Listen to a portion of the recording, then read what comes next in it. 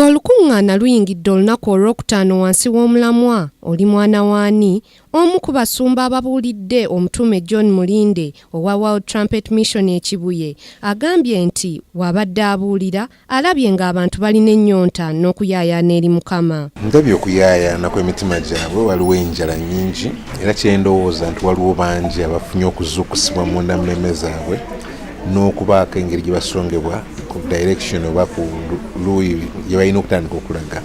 Enkuŋŋaana zino zaatandikwawo omulabirizi David Kiganda mu 1995 era luno olukuŋŋaana lwa mulundi gwa 21 ng'era buli mulundi gubadde n'omulamwa ogw'enjawulo. Wano omutume John Mulinde wategeereza nti omulamwa gw'omulundi guno ogw'oli mwana waani abaaguyiiya baalina okwolesebwa kubanga kwetaagibwa nnyo mu kiseera kino. Si gwe mutwe ogwosinga gw'oyanguwa okusanga era kusooka bwe nasooka okugufuna mu baluwa nasooka ngamba bubaka wa kika ki bwe ngenda okuteekateeka ku mutwe guno kyaŋŋwanyira okugenda mu maaso ga Mukama okumubuuza n'okumulindirira.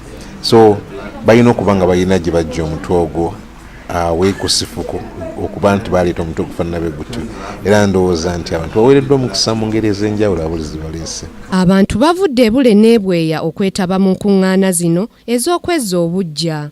Okusinziira ku mutume John Mulinde, enkuŋŋaana zino za mugaso nnyo eri abaweereza. Kireese omuntu okwekebera ku sayidi ya Mukama, kwekebera naye ntambulira ddala nga omwana Katonda bwe yatambula. Yesu yagamba omwana talina kyayinza kukola yekka, naye buli kyakola alabira ku kitaawe nekyayogera awulira wa kitaawe, era kitaawe amubikkulira byagenda okukola n'omwana asobola okukola nga kitaawe.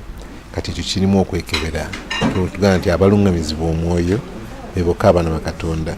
Naye ennaku zino tulina abantu bangi abaatula obulokozi naye nga tebalungamizibwa omwoyo, tebamanyi nakumanya ngeri yakulindirira mwoyo mutukuvu, kuwulira ddoboozi lye n'okumugondera.